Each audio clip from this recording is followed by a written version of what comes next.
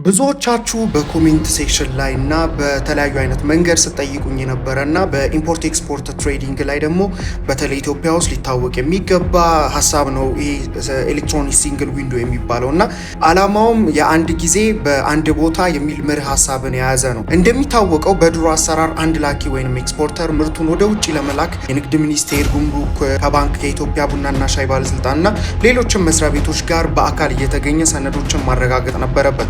ኤሌክትሮኒክ ሲንግል ዊንዶ ግን እነዚህን ሁሉ ተቋማት በአንድ ዲጂታል ኔትወርክ የሚያገናኝ ሲስተም ነው። ላኪው አንድ ቦታ ላይ ፖርታል መረጃውን ሲያስገባ ሁሉም የሚመለከታቸው መስሪያ ቤቶች መረጃ በጋራ ያዩታል፣ ያጸድቁታል። ለአንድ ላኪ ኤክስፖርተር የሚሰጠውንም ጥቅም ካየን የመጀመሪያው የጊዜ መቆጠብ ነው። እንግዲህ ቀደም ሲል ሳምንታት ሊወስድ የሚችል የሰነድ ማረጋገጫ ሂደት አሁን ባሉበት ሁኔታ በሰዓታት ውስጥ በጥቂት ቀናት ውስጥ መጨረስ ያስችላል። ወጪ ከመቀነስም አኳያ ከቢሮ መመላለስ የሚመጣውን የትራንስፖርትና የሰነድ ማብዣ ወጪ ምናምን እንደዚህ አይነት ወጪዎችን በጣም ይቀንሳል። ሌላኛው ደግሞ ግልጽነቱ ነው። ሰነዳችሁ የት ደረጃ ላይ እንደደረሰ፣ ማን ጋር እንደቆመና ምን እንደቀረው በኮምፒውተራችሁ ወይንም በስልካችሁ መከታተል የሚያስችል ሲስተም ነው። ይህም ለሙስና ያለውን እድል እጅጉን ያጠባል።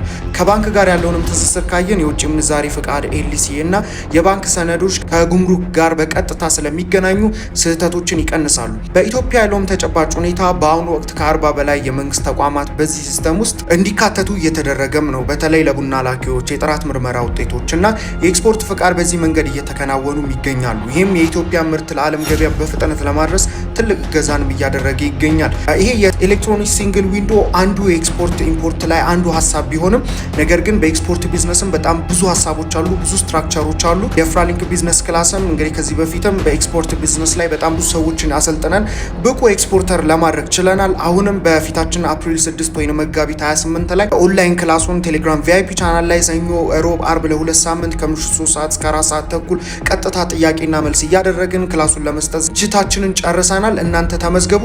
ባዮ ላይ ስልክ ቁጥር አለ። ቴሌግራም ላይ ሬጅስትሬሽን ብቻ ብላችሁ ላኩ። እዛ ብዙ ነገር ታተርፉበታላችሁ። ይህንን ቪዲዮ ለሚጠቅመው ለምትሉ ሼር አድርጉ። ቴንክ ዩ ሶ ማች